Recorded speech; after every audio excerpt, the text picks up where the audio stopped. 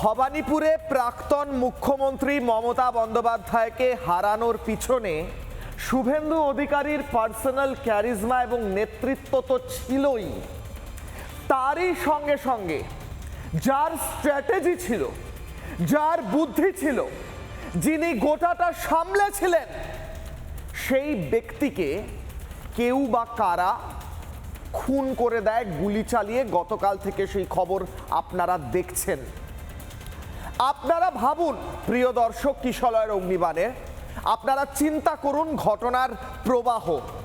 ভবানীপুরে মমতা বন্দ্যোপাধ্যায় তিনি প্রচার করলেন, তিনি জয়ের জন্য লড়াই করলেন। মমতা বন্দ্যোপাধ্যায়ের ভাইপো অভিষেক বন্দ্যোপাধ্যায়ের জায়গায় জায়গায় গিয়ে গুন্ডামি করে ডিজে বাজানোর হুমকি দিলেন, তাও হেরে গেলেন। মমতা বন্দ্যোপাধ্যায় হেরে গেলেন, অভিষেক বন্দ্যোপাধ্যায় ডায়মন্ড হারবার মডেল ভেঙে চুরে নষ্ট হয়ে গেল এবং ভাইপো অভিষেক বন্দ্যোপাধ্যায়ের বড় বড় গলাবাজি, মানুষ সেই গলাবাজির ওপর জল ঢেলে দিলেন। এরপর হাতে কি বেঁচে থাকে? হয়তো প্রতিহিংসা। বিজেপি অভিযোগ করছে যে ভয়ঙ্করভাবে শুভেন্দু অধিকারীর আত্মসহায়ককে গুলি করে খুন করা হলো, তার পিছনে তৃণমূলের হাত আছে।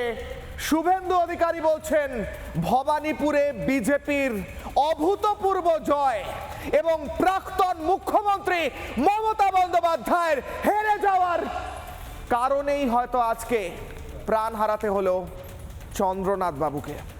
আজকে সকাল থেকে পরপর আপডেট দিয়েছি, গতকাল রাত থেকে দিয়েছি, গতকাল প্রায় 3টে পর্যন্ত আমরা লাইভ দেখিয়েছি। আজকে কি কি গুরুত্বপূর্ণ হলো, প্রথম ব্রেকিং নিউজ কিশলয়ের অগ্নিবাণের আপনাদের স্ক্রিনে। প্রথম ব্রেকিং নিউজ, গাড়ি থামিয়ে 10 রাউন্ড গুলি চালায় আততায়ীরা। 10 রাউন্ড গুলি, ঠাই ঠাই করে 10টা গুলি চলে। 4টি গুলি লাগে সামনের আসনে বসা চন্দ্রনাথ রথের। পয়েন্ট ব্ল্যাঙ্ক রেঞ্জ থেকে গুলি করে আততায়ীরা। বুকে গুলি লাগে চন্দ্রনাথের, বুকে পেটে গুলি করে, গুলি করে খুন করে নৃশংসভাবে।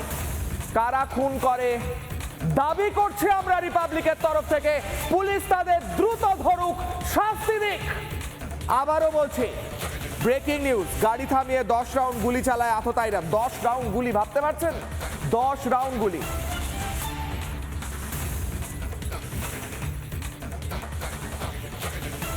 আমাদের নানা ধরনের কন্টেন্ট দেখার জন্য লাইক করুন, শেয়ার করুন আমাদের ফেসবুক পেজ, সাবস্ক্রাইব করুন আমাদের ইউটিউব চ্যানেল।